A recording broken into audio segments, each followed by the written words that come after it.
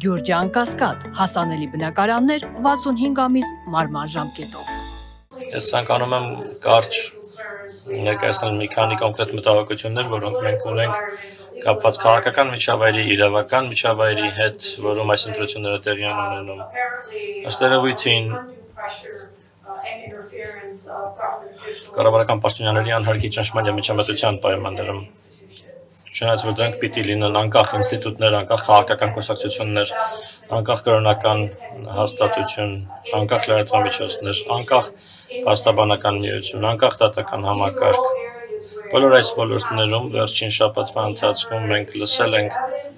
ծավալուն ապացույցներ, թե ինչպես է կառավարությունը ոչ պատշաճ կերպով միջամտում, ոչ պատշաճ գործողություններ կատարում։ Մեզ ուզող առաջին ոլորտը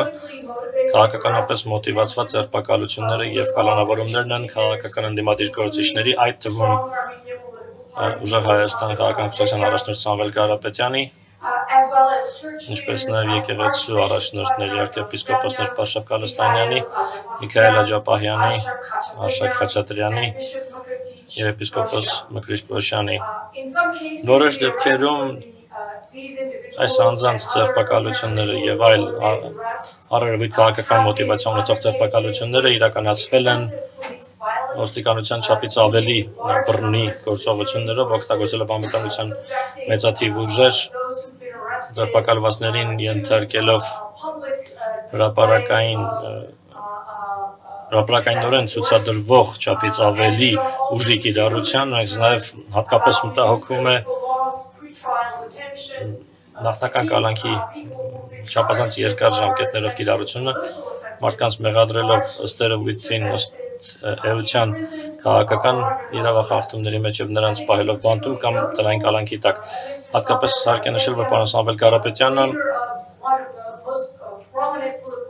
այս պահին հայտնի քաղաքական կուսակցություններից մեկի առաջնորդը մնում է տնային կալանքի տակ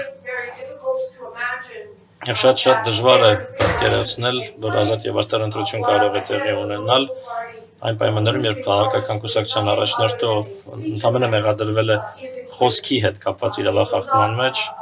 մնում է ազատազրկված։ Դա լավ տպավորություն չի թողնում Հայաստանի համար, Հայաստանի ժողովրդավարության համար ունենալ քաղաքական ընդդիմության ներկայացուցիչներ ազատազրկված վիճակում խոսքի հետ կապված իրավախախտումների համար։ Երկրորդը մեզ մտահոգում են դատական համակարգի անկախությանը միջամտելուն ուղղված ջանքերը, այդ թվում Պարսկագույն դատական խորհրդի միջոցով, որի արդյունքում արագացված կարգով պաշտոնից հեռացվել են դատավորներ առերևույթ քաղաքական մոտիվացիա ունեցող հիմքերով, ինչպես նաև դատավորների նշանակման հարցում սուբյեկտիվության մասին տվյալները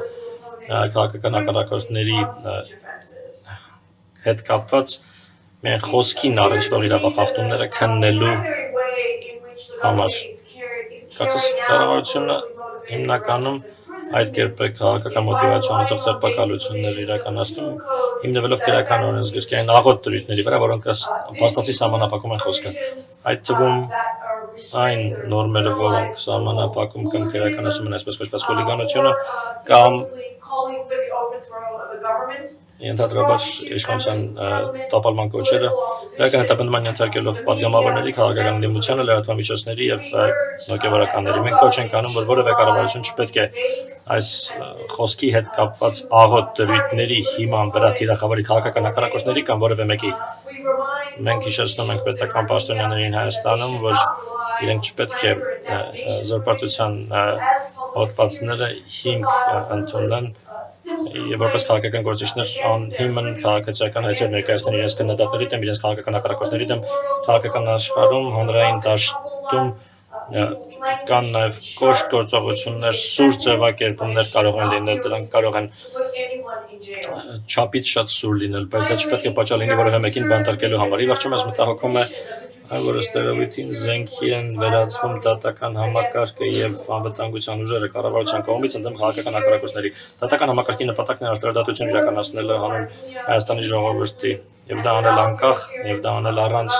կառավարության կամ որևէ քաղաքական կուսակցության միջամտության։ Անվտանգության ուժերի նպատակն է անվտանգություն ապահովել բոլոր հայաստանցիների, Հայաստանում գտնվող բոլոր անձանց համար, ոչ թե կիրառվել քաղաքական իշխանությունների կամ կողմից կամայականորեն կամ որևէ կուսակցության կողմից կամայականորեն ընտրողաբար քաղաքական ընդդիմությանը քրեական տպրում են ենթարկելու նպատակով։ Եվ վերջում նշեմ, որ մենք քանիցս լսել ենք նույնիսկ 3 վարչապետ Փաշինյանը իր ելույթում Ստրասբուրգում նշեց պնդումներ օտարերկրյա միջամտության մասին, գրեթե բոլոր քաղաքական հակառակորդները քրեական տպրման են ենթարկվել եւ քաղաքական կուսակցությունների ներկայացուցիչները եւ հոգեվորականության ներկայացուցիչները մեղադրվել են կառավարության կողմից նրա համար որ օտարերկրյա միջամտության ներքո են, քաղաքական մանիպուլյացիայի ներքո են, որոշ դեպքերում անգամ մեղադրվել են նրա մեջ որ օտարերկրյա անվտանգության ծառայությունների գործակալներ են եւ դա գրեթե ամբողջովին կենտրոնացած է Ռուսաստանի ուղղությամբ։ Պիտի ասենք, որ մենք որևէ ապացույցներ չենք տեսել նման քաղաքական միջամտության, մանիպուլյացիայի, վերահսկողության կամ գործակալական դրսևորումների Հայաստանում արկա քաղաքական սուբյեկտների շրջանակում մենք կառավարությանը խորհուրդ ենք տալիս չկիրառել նման պնդումներ եւ մեղադրանքներ հանրային դաշտում, որտեղ մարդկանց կարելի է կարծիքը ձևավորել չներկայացնելով փաստացի որևէ ապացույցներ։